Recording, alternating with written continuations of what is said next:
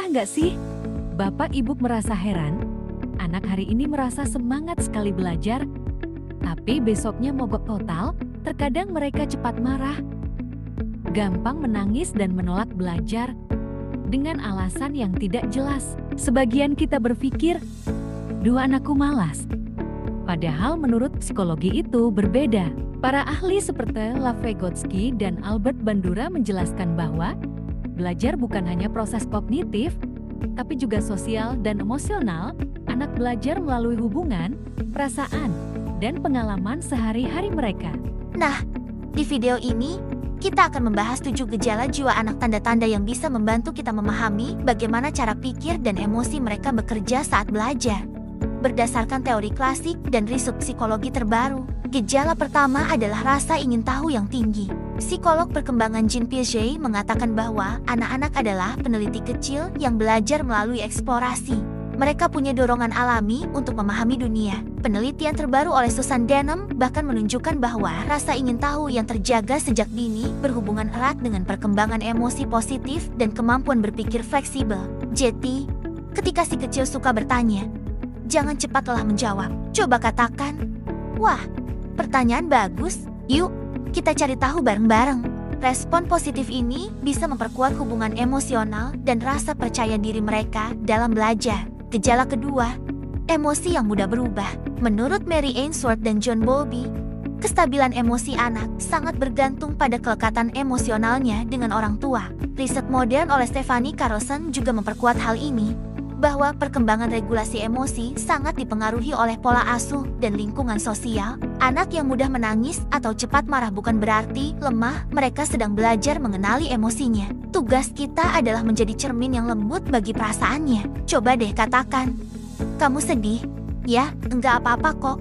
Bunda temani di sini."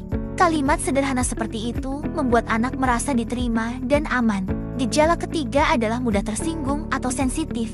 Sensitivitas adalah bagian dari perkembangan sosial. Menurut Daniel Goleman, penulis buku Emotional Intelligence, anak yang sensitif sebenarnya sedang mengasah empati dan kepekaan sosialnya. Penelitian terbaru juga menunjukkan bahwa pembelajaran sosial emosional dapat meningkatkan kemampuan anak untuk mengelola konflik dan berinteraksi secara sehat. Jadi, ketika anak terlihat mudah tersinggung, jangan langsung menilai baper. Sebaliknya, bantu mereka memberi nama pada perasaannya. Kamu kecewa karena temanmu nggak mau main? Ya, ini membantu anak mengenal emosi dan belajar berempati. Gejala keempat, cepat bosan dalam belajar. Psikolog Edward Deci dan Richard Ryan menjelaskan bahwa anak belajar dengan baik saat 3 kebutuhannya terpenuhi: otonomi atau kebebasan, kompetensi atau kemampuan, dan keterhubungan positif. Riset terbaru menegaskan bahwa anak cepat bosan jika tidak melihat makna dalam belajarnya. Jadi, ini bukan soal malas, mungkin anak tidak merasa punya kendali atas apa yang ia pelajari. Coba kaitkan pelajaran dengan dunia mereka. Misalnya, kita belajar menghitung pakai uang jajan kamu. Yuk, dengan begitu, belajar jadi terasa lebih nyata dan menyenangkan. Gejala kelima, takut gagal atau enggan mencoba. Psikolog Carol Dweck memperkenalkan konsep growth mindset, bahwa anak yang percaya kemampuan bisa berkembang akan lebih berani mencoba hal baru. Penelitian lain juga menunjukkan bahwa program pembelajaran sosial emosional dapat menurunkan kecemasan akademik anak. Jadi, kalau si kecil takut gagal, jangan langsung dimarahi. Katakan, "Bunda tahu kamu bisa. Yuk kita coba pelan-pelan." Anak butuh rasa aman untuk berani gagal, karena dari kegagalan itulah mereka belajar paling banyak.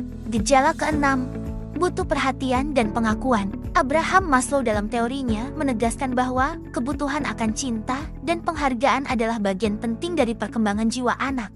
Penelitian terbaru juga membuktikan bahwa anak yang mendapat dukungan emosional lebih bersemangat belajar dan lebih tahan terhadap stres. Jadi, ketika anak minta diperhatikan, bukan berarti manja, mereka sedang mencari pengakuan emosional. Cukup peluk dan katakan, "Bunda bangga kamu sudah berusaha." Itu bisa mengubah cara anak memandang dirinya sendiri. Gejala ketujuh, imajinasi yang kuat. Vygotsky menyebut imajinasi sebagai jembatan antara pengalaman nyata dan pemikiran simbolik. Riset baru juga menunjukkan bahwa kreativitas dan imajinasi berperan penting dalam menghubungkan emosi dengan kognisi saat belajar. Jadi, ketika anak suka berhayal atau bermain peran, jangan langsung bilang, "Itu kan gak nyata." Karena lewat imajinasi, mereka belajar berpikir abstrak dan memahami perspektif orang lain. Nah, ketujuh gejala ini bukanlah tanda anak bermasalah, tapi tanda bahwa jiwa mereka sedang tumbuh. Anak sedang belajar mengenali pikirannya, memahami emosinya, dan mencari makna dari proses belajarnya. Seperti kata Daniel Siegel, otak anak akan berkembang optimal jika berada dalam zona hubungan yang aman dan penuh kasih. Jadi, yuk kita pahami sinyal-sinyal kecil itu. Karena dengan memahami jiwa anak, kita bukan hanya membentuk cara mereka belajar, tapi juga membangun masa depan yang lebih hangat dan manusiawi untuk mereka. Terima kasih sudah menonton.